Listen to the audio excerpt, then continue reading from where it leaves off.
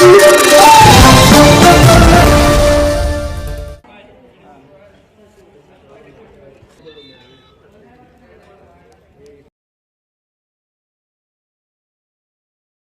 आहे, पार्किंगसाठी भरपूर जागा आहे, 3 साईडनी सगळे रस्ते पण आहेत आणि सगळी प्लेन जागा आहे. प्लेन जागा त्यामुळे काही उपस्थित आपल्या जळगाव जिल्ह्याचे जिल्हाधिकारी साहेब माननीय रोहनजी घुगे साहेब येतात आणि ते आमच्या लक्षात आणून द्या, म्हणजे आम्ही ताबडतोब त्याचे 2-3 दिवसामध्ये आम्ही कार्यवाही निश्चितच करू असं आश्वासन मी या ठिकाणी पाडळच्या श्री शिव महापुराण कथा पाडळसाच्या वतीनं मी या ठिकाणी आपल्याला आश्वासन देतो आणि माझ्या या ठिकाणी मनोगत 2 मिनिटात. पहिला मी पोलिसांच्या दृष्टीनं जे काही आम्हाला इम्पॉर्टंट वाटते, मी आणि कलेक्टर साहेब वाटते ते पहिला मी बोलतो. मी आणि कलेक्टर साहेब आम्ही दोघं आता जेवढं पण पार्किंग स्पेसेस आहे, सभास्थल आहे, ही सर्व गोष्टी आम्ही पाहणी केलेल्या आहे. मी एकदा बोलवलं होतं, कलेक्टर साहेब एकदा म्हणजे बोलवलं होतं. ओव्हरऑल सर्व परिस्थिती कशा आहे ग्राउंड लेवलवरती देखील आम्ही आत्ता पाहिलेलं आहे. आता ओव्हरऑल बंदोबस्त म्हणजे पार्किंगचं जे स्पेस पाहिलं होतं आम्हाला पुरेस वाटलेलं आहे. पार्किंगचं काही अडचण असं वाटलेलं नाही आहे. जागा पुरेस आहेत, म्हणजे आता पुरेस आहे. फक्त तेवढंच नाही आहे, म्हणजे त्याच्या पुढचं आपल्याला व्यवस्था बी करावं लागेल. म्हणजे आता तुम्ही जागा जर पाहिलं की म्हणजे रस्त्याचं कोणत्याही साईडनं म्हणजे एखादी गाडी उतरण्याचं परिस्थिती आहे. नाही, जिथून रॅम्प जिथं गाडी जायचं तिथं रॅम्प करणं आवश्यक आहे. जिथं गाडी नाही गेलं पाहिजे तिथं काही ना काही बॅरिकेडिंग करायला पाहिजे. म्हणजे तुम्ही बॅरिकेडिंग किंवा काय व्यवस्था करायचं तुम्ही करा तुमच्या हिशोबानं. बट कुठूनही जर गाडी येणं जाणं जर झालं मग त्या तिथं पूर्णपणे तिथं ट्रॅफिक जाम होऊन जातील. एकदा जाम पडलं की ती काढायला म्हणजे एकदम पूर्ण गर्दी झाल्यानंतर काढायला मुश्किलचं बरोबर होईल. म्हणजे एकदा गैरसोय झालं की म्हणजे एवढं मेहनत घेऊन तुम्हाला बी आम्हाला बी दोघांना पण चांगलं वाटणार नाही. 1000 किती दिले? जास्तीत जास्त 200 गाड्या राहतील. 200 ठीक आहे. म्हणजे प्रशासनाच्या वेगळ्या. हां ठीक आहे ना. म्हणजे आपलं प्रशासनाचं पण म्हणजे कोण एक्झॅक्टली किती लोकांना VIP म्हणून सोडायचं आहे. म्हणजे काय इथं आल्यानंतर पब्लिक वगैरे फिरत असतील आणि काय असते म्हणजे म्हणजे किमान म्हणजे जिथं कुठं पार्किंग स्पेसेस आहे एंट्री अँड एक्झिट, म्हणजे तिथलं तुम्हाला तर सांगितलं तिथं एंट्री अँड एक्झिट आणि मोठ्या मोठ्या पार्किंग स्पेसमध्ये एंट्री अँड एक्झिट करा. आणि इथं जे मेन इथं जे सोडायचं आणि तिकडं इकडं कुठं गर्दी होणाऱ्या ठिकाणी असेल तिकडं या सर्व ठिकाणी आम्हाला PS सिस्टम 100% तुम्ही लावून आम्हाला द्यावी. आणि पार्किंग स्पेसेसमध्ये तुम्हाला दोन्ही ठिकाणी म्हणजे बॅरिकेडिंग नीट करून द्या. हां त्याच्यानंतर म्हणजे सर्वांना साईन बोर्ड्स म्हणजे साईन बोर्ड्स म्हणजे तुम्हाला जास्त दिवस राहिलेले नाही आहे. साईन बोर्ड सर्व ऑर्डर दिले असेल तर मोठे मोठे साईन बोर्ड्स आणि साईन बोर्ड्स प्रत्येक पार्किंग स्पेसचं कोणत्या दिशेने यावर तुम्ही लावलं टिकली म्हणजे कोणी माणसं चुकून पण काय दुर्घटना होणार नाही. एक एवढंच तुम्ही काळजी घ्या. आणि दोन्ही साईडला पण म्हणजे कोणी म्हणजे काही लोकांना काय म्हणतात त्यांना क्युरियासिटी उत्सुकतामधून म्हणजे तिथं कोणी म्हणजे दोन्ही साईडनं आतमध्ये जाऊन बघू चांगलं पाणी आहे. म्हणजे काय काय गावात पाणी तेवढं पाणी कधी बघितलं नसतील ना. मला स्वतःला पण उत्सुकता वाटते. रात्री आपण कधी आले की मी स्वतः गाडी थांबून मी बघतो 2 मिनिटं. मला स्वतःला उत्सुकता आहे, लोकांना उत्सुकता असणारच आहे. म्हणजे ते उत्सुकता असलेल्या लोकांसाठी तुमचं दोन्ही साईडला काहीतरी करायला पाहिजे. आणि तो नदीचं पात्राचं किमान 200 मीटर दोन्ही साईडला देखील कोणी आतमध्ये जाणार नाही त्याचंही तुम्ही बॅरिकेडिंग नीट करून घ्या. बेसिकली तुम्ही बोलवलं उद्या काय म्हणजे श्रेय पण तुमचं, फेल्युअर पण तुमचं, काय घडलं पण तुमचं, सर्व तुमचंच आहे. तुम्ही ते लक्षात ठेवा. ठीक आहे, धन्यवाद. कलेक्टर साहेब आपल्याला मार्गदर्शन करतात. आपल्या कार्यक्रमाचं टायमिंग दुपारी असल्यामुळे सकाळच्या सत्रामध्ये ते जर झालं तर तिथे लहान मुलांना काही अडचण येणार नाही. तर तो पहिला मुद्दा झाला. दुसरा मुद्दा, हे सगळे पार्किंगची जी व्यवस्था आपण केलेली आहे त्याच्यामध्ये मल्टिपल एंट्रन्सेस आणि मल्टिपल एक्झिट देणं आवश्यक आहे. कारण एक जरी गाडी कुठे बंद पडली किंवा तीच गाडी तिथून बाहेर येण्याचा प्रयत्न करत असेल, आत्ताच आमची जवळपास 7-8 गाड्या कॉन्वॉयमध्ये होत्या, तर एखाद्या ठिकाणाहून आम्हाला मागे जायचं असेल तर मग ते सगळाच खोळंबा होतो. आणि आपण तर विचार करतोय तेव्हा शेकडो गाड्या असतील, तर त्याच्यामध्ये मल्टिपल एक्झिट्स मल्टिपल एंट्रीज हे असणं आवश्यक आहे. आपले व्हॉलंटियर जे आहेत ते पार्किंगसाठी डेडिकेटेड व्हॉलंटियर्स असले पाहिजे आणि ते दिवसागणिक बदलत असतील तर ते आणखी चांगलं. कारण काही लोकांना रोटेट करून बाहेरच्यांना आतमधल्यांना बाहेर असं जर केलं तर त्यांना कथा पण ऐकता येईल. आणि कारण कोणालाही एवढ्या उन्हामध्ये बाहेर थांबणं हे कोणासाठी पण जास्त दिवसांसाठी करणं एवढं साहित्यिक नाहीये. तर त्याच्यानंतर आतमध्ये आल्याच्या नंतर इथे एंट्री जी आहे, आता जसं सरांनी पण सांगितलं की VIP म्हणजे कोण हे आपण डिसाईड केलं पाहिजे, पासेस आधीच दिले पाहिजे, कारण प्रशासनाच्या पण जवळपास एक 20-30 गाड्या तर राहतीलच, त्यापेक्षा जास्तच राहतील, 30-40 राहतील, आणि बाकी आपल्या पण VIP कोण आहेत त्यांचं थोडंसं डेजिग्नेशन करून, कारण प्रत्येकाला चालत यायला कोणाला एवढ्या उन्हात आवडणार नाही, कोणालाही वाटेल की इथं ड्रॉप करू द्या आम्हाला आणि परत जाऊ द्या असं म्हणतील, मग त्याच्यामुळे ते आधीच पासेस वगैरे देणं आणि व्हॉलंटियर्स सगळीकडे असले पाहिजे, आणि प्रत्येक रोडवरती येताना जाताना हे सायनेजेस खूपच महत्वाचे आहेत, कारण आम्हालाही जेव्हा मॅप बघितला आणि जेव्हा आम्ही फिरून घेतलं पूर्ण, तेव्हा सगळ्या गोष्टी सगळ्या व्यवस्थित लक्षात आल्या. नवीन एवढ्या झुंडीमध्ये लोक येणार तर त्यांना सगळ्या गोष्टी लक्षात पण येणार नाही, 2 व्हीलर राहणार, 4 व्हीलर राहणार, ते सगळं मिक्सिंग होऊन जाईल. मग त्याच्यामुळे 2 व्हीलरची पार्किंग कुठे, आपल्याला मुक्ताईनगरवरून येणाऱ्यांची पार्किंग कुठे, भुसावळकडून येणाऱ्यांची, यावलकडून आणि फैजपूरकडून, हे चारही ठिकाणच्या पार्किंग कुठे, त्याचे मोठे ठळक अक्षरांमधले बोर्ड हे मल्टिपल ठिकाणी जागोजागी लावलेले पाहिजेत. आणि बाकी ठिकाणी जर बॅरिकेडिंग शक्य नसेल तर चाऱ्या खोदून आपल्याला जे एंट्री एक्झिट असेल ते आपल्याला ब्लॉक करणं फार आवश्यक आहे. हे झालं आपल्या पोलिसांच्या दृष्टीनं, आणि पोलिसांसोबत थोडंसं म्हणजे कॉर्डिनेशन आपलं असलं पाहिजे. PA सिस्टीम ही खूप इम्पॉर्टंट आहे, कारण त्या दिवशी मग अगदीच आरडाओरडी करायला शक्य होत नाही, तर त्याच्यामुळे PA सिस्टीम सगळीकडे प्रॉपरली बसून घ्या. त्यानंतर एवढ्या मोठ्या प्रमाणामध्ये लोक येणार आहेत इथे, तर त्यांची पाण्याची व्यवस्था खूप इम्पॉर्टंट आहे. मग ती पाण्याच्या व्यवस्थेचं आपण काय नियोजन केलेलं आहे? टँकर्स आणणार आहे, टँकर्स आणणार आहे, मग टँकर्स कुठून भरणार आहे आपण? टँकरसाठी आम्ही इथे मिनरल वॉटरची व्यवस्था करतो आहे.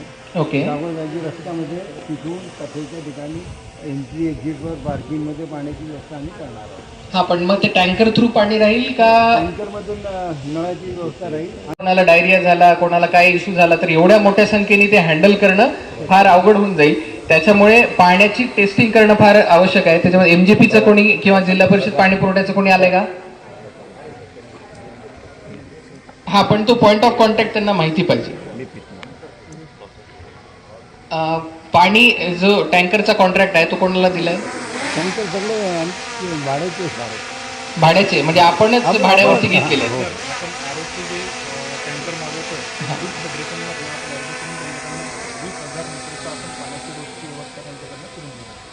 20,000 लिटर? 20,000 लिटर मध्ये काहीच नाही होणार. असे किती टँकर्स आहेत? 5,000 लिटरचे 50,000 टँकर, 50 टँकर आहे. 5,000 लिटरचे 50 टँकर. ओके, म्हणजे 2.5 लाख लिटर, आणि ते मल्टिपल फेऱ्या पण करतील, कारण एका दिवशी एका वेळी किती लोक असणं अपेक्षित आहे आपल्याला? 1.5-2 लाख एका दिवशी एका वेळी. हा, आणि आता जर उन्हाळ्याचा विचार केला तर प्रत्येकाला जवळपास तुम्ही 3 ते 4 लिटर पाणी कन्सिडर करून चला. मग 1.5 ते 2 लाख म्हटल्याच्या नंतर तुम्हाला 7 ते 8 लाख लिटर पाणी हे फक्त पिण्यासाठी. परत तुम्हाला जेवण बनवायला वेगळं पाणी लागणार, तुम्हाला टॉयलेटचं वेगळं पाणी लागणार. हा, तर ती सगळी व्यवस्था पण आणताना टँकरनीच आणावं लागेल. इथे काही दुसरी व्यवस्था आहे का पाण्याची? विहीर आहे. आपण जेवणाचं करताय तिथे कंटिन्यू दादाची इथलं बोरविंगचं पाणी चालू राहणार. ठीक आहे, मग त्याचे पण एकदा टेस्टिंग करून घ्या. आणि शौचालय जे आहे, आता नगर परिषदचं कोण आलंय? नगर परिषदचे आले? हा, भुसावळचे येऊ. तर आपले किती सीटर टॉयलेट्स आहेत?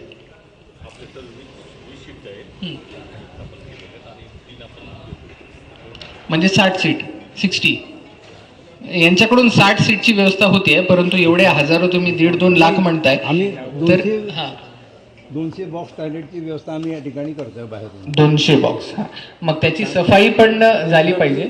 100 लोकांचा त्या 3 बॅचेसमध्ये आम्ही स्टाफ नेमलेला आहे. ओके, सफाईसाठी 100 लोकांचा स्टाफ 100 आहे. लोकांचा स्टाफ 3 शिफ्टमध्ये, टोटल 300. मग त्याचं एक कोऑर्डिनेशन पॉईंट कोण आहे का?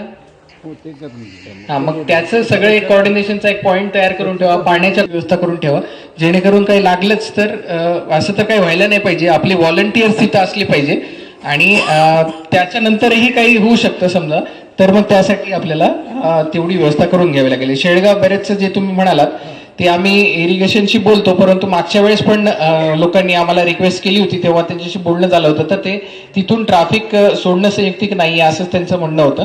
तर थोडासा डिटूर पडेल, परंतु ते सुरक्षेच्या दृष्टीनं ते थोडंसं योग्य राहील. तुमच्या काही लोकांना पासेस पाहिजे असतील, जेणेकरून तुम्हाला काही इमर्जन्सी सिच्युएशनमध्ये जाण्याची आवश्यकता असेल, तर तेवढ्या काही लोकांपुरती, काही गाड्यांपुरती मी त्यांना सांगून व्यवस्था करून देऊ शकतो. परंतु सगळ्यांसाठी ओपन करणं हे तुमच्यासाठी पण योग्य नाही राहणार. आपण जनरेटर वगैरे काही केलं नाही. 125चे 4 डीजे सेट आहे आणि मेन प्रोग्राम पूर्ण डीजेवर होणार आहे. ओके. आणि 65चे 2 डीजे सेटची व्यवस्था केली. 125चे 4, 65चे बॅकअपसाठी. ओके, म्हणजे त्याची काही अडचण येणार. ठीक आहे. मग इथे आपण एक पूर्ण पथक पूर्ण वेळेसाठी इथे उपस्थित राहिलेलं असलं पाहिजे. एका म्हणजे शिफ्ट्समध्ये डॉक्टरची इथं ऑर्डर करूनच घ्या आणि त्या डॉक्टरसोबत नर्सेस आणि MPW यांची पण ऑर्डर करून घ्या. तुम्हाला बाकी औषध प्रकारचे ॲम्ब्युलन्स ठेवा. डिहायड्रेशनसाठी ORS वगैरे या सगळ्या गोष्टी फार इम्पॉर्टंट आहेत. त्याचा मोठ्या प्रमाणात साठा ठेवा, म्हणजे ते थाउजंड्स किंवा त्याच्यापेक्षा जास्त मध्ये लागतील तुम्हाला. सलाईन वगैरेची व्यवस्था या सगळ्या गोष्टी असल्या पाहिजे.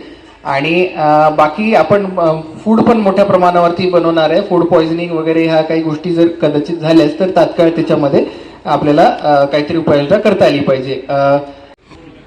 किती बोलवले आहेत, कुठे ठेवणार आहेत? ओके. आणि ते उचलणार कोण, विल्हेवाट कुठे लावणार?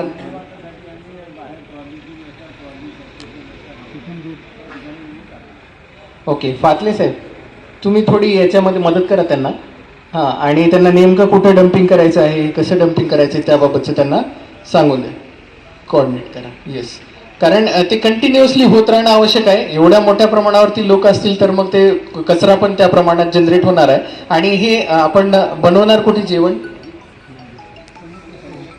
पंडालच्या पुढे तिकडे जेवण बनवणार आणि आणण्याची वगैरे व्यवस्था तुम्ही पूर्ण केलेली आहे. जेवण तिथेच कंटिन्युअसली काउंटर तिकडेच चालू राहील.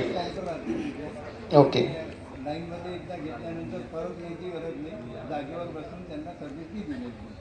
ओके, ठीक आहे. फायबर प्लेट्स आहे, म्हणजे वेस्टेज होणार नाही.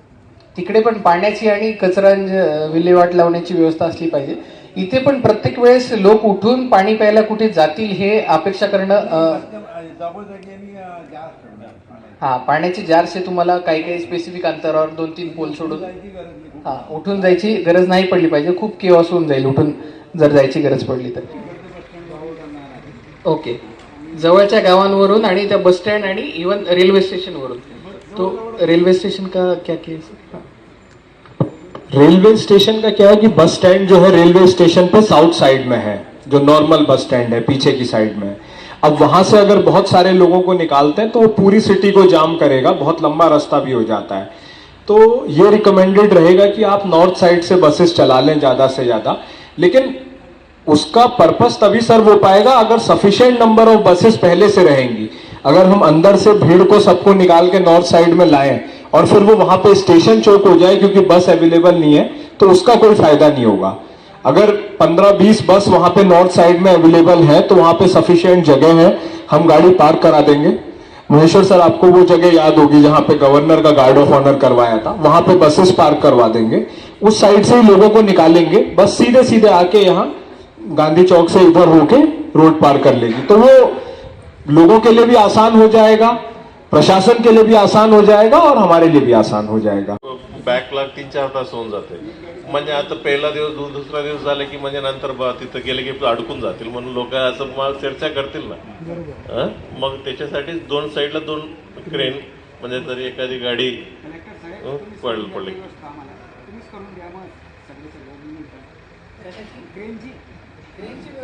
ते पहिला आम्ही तेच सांगितलं, आमचं नाही प्रोग्राम, तुमचा आहे. नाही, कसं असतं ना, म्हणजे गव्हर्नमेंट प्रोग्राम जेव्हा आपण करत असतो ना तेव्हा सगळ्याच दृष्टीनं विचार करावा लागतो आणि त्या प्रकारचे इनपुट्स आम्ही तुम्हाला देण्याचा प्रयत्न करतोय. आणि या सगळ्या गोष्टींसाठी गव्हर्नमेंटमध्ये 1 रुपया जरी खर्च करायचा असेल ना त्याच्यासाठी हेड फंड मंजुरी या सगळ्या गोष्टी लागत असतात. तरी आपण मी RTOंचा आपण सांगतो की RTOंकडून जी काही व्यवस्था होत असेल ते RTO करतील. परंतु तुम्ही एखाद्या वाहनाची तरी तुम्ही व्यवस्था करून ठेवा. आणि बाकी तर मग आपल्याला त्याला धक्का मारून साईडला लावणं हा तर उपाय नेहमीच राहतो, परंतु तो उपाय नेहमीच कामाला येईल असं नाही. आणि एवढ्या मोठ्या प्रमाणात शेकडो गाड्या राहतात तर तेव्हा आपल्याला त्याला घेऊन बाहेर नेणंच योग्य राहतं. तर मी RTOंना सांगतोच तशासाठी सगळ्या व्यवस्था आपण प्रशासनाकडून पण करण्याचा प्रयत्न करतोय.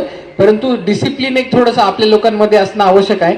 आणि आपण एकदम चांगल्या कार्यक्रमासाठी जमतोय तर कुठेही हुल्लडबाजी होणार नाही, कचरा कोणी करणार नाही, महिलांना कुठे काही त्रास होणार नाही आणि बाकी अजून कोणी काही न्यूसन्स क्रिएट करणार नाही, काही घोषणा देणे हे करणे अशा प्रकारच्या काही गोष्टी होणार नाहीत. यासाठी आपण थोडं लोकांना शिस्तीमध्ये राहण्यासाठी पण आपल्याकडून इन्स्ट्रक्शन सगळ्यांना गेल्या पाहिजे. नाही, बॅरिकेडिंग आणि बॅनर आणि आपण बाकी व्यवस्था पण करून ठेवतोय, परंतु एक शिस्त आपल्याही लोकांना असली पाहिजे. येस, मग त्यांची आंघोळीची वगैरे काय व्यवस्था राहील? व्यवस्था केली आहे ना? ठीक आहे, चालेल.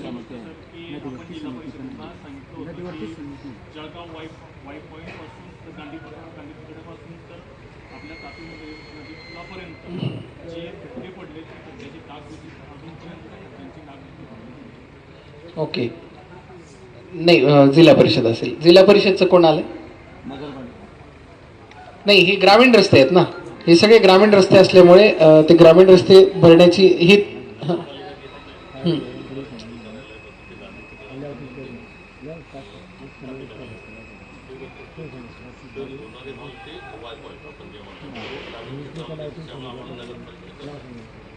ठीक आहे. मग यांना फोन लावा, आपले SB पाटील साहेब असतील, त्यांना मुरुम टाकून तरी तात्पुरता खडी टाकून मुरुम टाकून तो तात्काळ डागडुजी करून द्यायला सांगून देतात. ठीक आहे. कर्मचारी हे सगळे कधी इथे कधी आले तर एक शोभा दिसेल कार्यक्रमाचं साफसफाई करायला सगळ्या कर्मचाऱ्याला ऑर्डर द्या तुम्ही. नाही, यापूर्वीच जसं सांगितलंय ना, त्यांना इथे ऑर्डर काढली आणि तिथे काही प्रॉब्लेम झाला तर मग ते परत त्या ठिकाणी नाहीत, असं सगळं होत आहे. आणि थोडं काय पाणी सोडलं की 1 घंट्याचं पाणी आहे, साफसफाई करणे सकाळचा आहे विषय. थोडंसं मंडळ नाही, असं आपल्याला करता येत नाही. हे थोडं आपण आयोजक आहात, आपण त्या रिस्पॉन्सिबिलिटीने थोडंसं आपण बोलायला पाहिजे. आम्ही जेवढं होतंय म्हणजे जेवढं प्रशासनाने करायला पाहिजे त्याच्या पुढे 2 पावलं येऊन करतोय, कारण एवढ्या मोठ्या प्रमाणाचं आयोजन तुम्ही करताय आणि रोज रोज तुम्ही असं आयोजन नाही करणार, म्हणून तुम्हालाही या सगळ्या गोष्टी माहीतच असतील असं नाही. आणि प्रशासनाकडून जे काही मदत होत असेल, जसं की आता ॲम्ब्युलन्सची व्यवस्था असेल ती आम्ही करून देतोय, फायर टेंडरची असेल ती आम्ही करून देतोय, ते तुमच्याकडून होणारच नाही. परंतु आता तुम्ही जर साफसफाईची पण जर व्यवस्था जर प्रशासनाकडून अपेक्षित करत असाल तर ते संयुक्तिक नाही. जे तुमच्या आवाक्याच्या बाहेरचं आहे त्या गोष्टी आम्ही करून देऊ तुम्हाला, कारण प्रोग्राम हा आपल्या सगळ्यांचा आहे. आपण जसं म्हणतोय तसं ते आम्ही करून देऊ. जे फायर टेंडर तुम्ही स्वतःचं एका दिवसासाठी नाही आणू शकत ते आम्ही देऊ, ॲम्ब्युलन्स नाही आणू शकत, डॉक्टर नाही आणू शकत, ते सगळे आम्ही देऊ, मेडिसिन्स आम्ही देऊ. बाकी पण गोष्टी जसं की आता फॉरेस्टची व्यवस्था असेल ते तुम्ही नाही करू शकत, ते आम्हालाच करावं लागेल, ते आम्ही करून देऊ. तशा प्रकारची व्यवस्था. आता पोलिसांचा नाही म्हणलं तरी इथं जवळपास 400-500 लोकांचा तरी बंदोबस्त लागेल.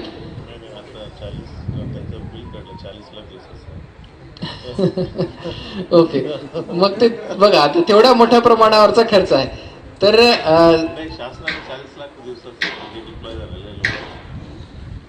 एवढ्या मोठ्या प्रमाणावरती आपण ऑलरेडी मदत करत आहोत, तर बाकी जी जबाबदारी आहे ती आपण पण जबाबदारीने घेतली पाहिजे अशी आमची अपेक्षा आहे आणि ते तुम्ही नक्की कराल असा विश्वास देखील आहे. परंतु आमच्या प्रशासनाचं नाव आम्ही नक्कीच नाव लौकिक करू, त्याला कुठलंही गालबोट लागू देणार नाही, एवढंच मी या ठिकाणी आश्वासन देतो. आणि या ठिकाणी आपण आलात, मार्गदर्शन केलं, आपण सर्वांचं मनपूर्वक आभार, धन्यवाद.